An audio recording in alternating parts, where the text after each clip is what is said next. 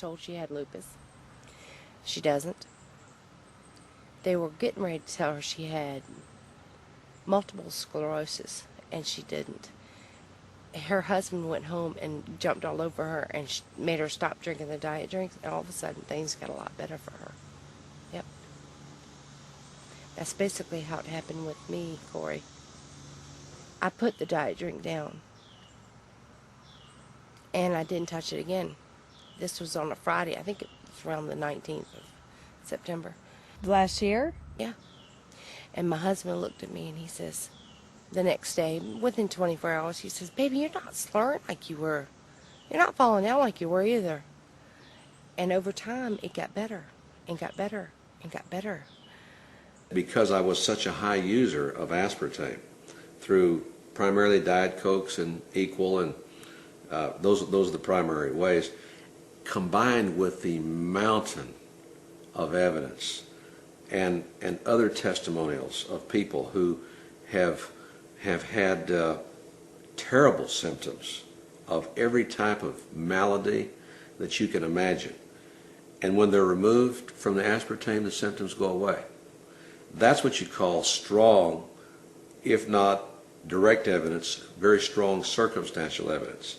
Judge Wood, the judge I used to work for, the federal judge, in his charge to the jury, when he would give a definition of circumstantial evidence, he would say, if, as you go to bed at night, there's no snow on the ground, and you wake up in the morning and there's snow on the ground, you may reasonably assume that during the course of the night it snowed. That is an example of strong circumstantial evidence. You didn't see it snow.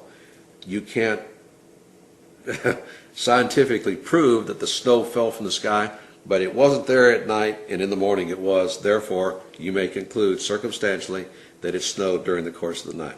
And I would say that the evidence of my brain tumors being caused by aspartame are that strong to me. And then they re-challenge themselves, knowingly or inadvertently. They served something in a neighbor's house that they didn't realize contained an aspartame product. And these set of symptoms and problems promptly recur within hours or a day or two, sometimes within minutes, and it does so repeatedly, then that is more than anecdotal.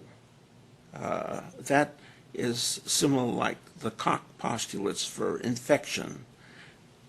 You isolate the cause, and then you inject an animal, and you reproduce the problem. And many of these individuals who have been aspartame reactors have tested themselves 5, 10, 20 times, every time getting the same response, and then they realized that this was a legitimate cause and effect relationship. My personal experience, from my own experience and with patients, is that when somebody who's been poisoned by this goes off it, they very quickly notice an improvement. And they almost equally quickly find out that it isn't over yet. You know, they've got a lot of problems to deal with. And certainly because I had to suffer with this and had patient groups that had to suffer with it, and then I would consult with doctors around the nation who were pretty much expert in the field of environmental ecology, I developed some therapeutic outlooks that people can have to help themselves. But the first thing you've got to learn is to listen to your body.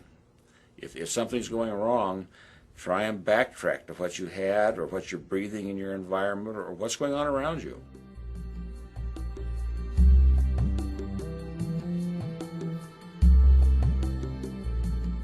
But the fact is, this thing has been carefully studied, repeatedly studied, extensively studied, so that, as I said before, the FDA concluded it's one of the most thoroughly tested food additives they've ever seen.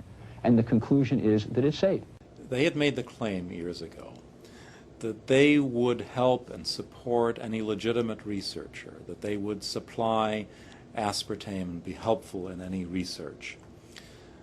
I had published my anecdotal studies, and I had written a chapter in Richard Wortman's book, so I think the industry knew of my stance already. But then in the mid-90s, I wrote to the company stating that we wanted to do a double-blind study because my earlier work had indeed been, quote, anecdotal. And I pointed out that they had made the claim that they would supply aspartame to any legitimate researcher. At that point, I was a professor near UCOM, Northeastern Ohio University's College of Medicine. I think I would qualify as a legitimate researcher. The company, I sent the protocol for the study to the company, and they responded that this was unnecessary research and would not supply us with aspartame. I offered to buy the aspartame. They refused. They put up roadblocks. They made it very difficult for us to purchase aspartame. We had to go around them.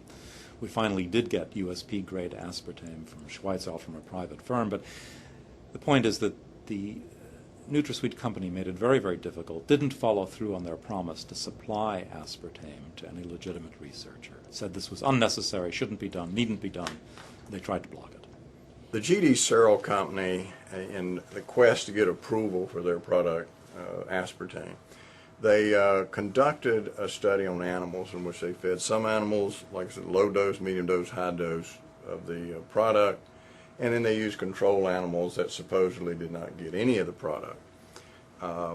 When they submitted this to the FDA and the FDA looked at it, there was some question about the study. Well, one of the scientists, a neuroscientist, looked at some of this, and he saw a lot of red flags. He said there's some real questions here about tumors being caused by this product, particularly brain tumors. So they ordered a study to be done by the Bureau of Foods, which was the precursor to the FDA.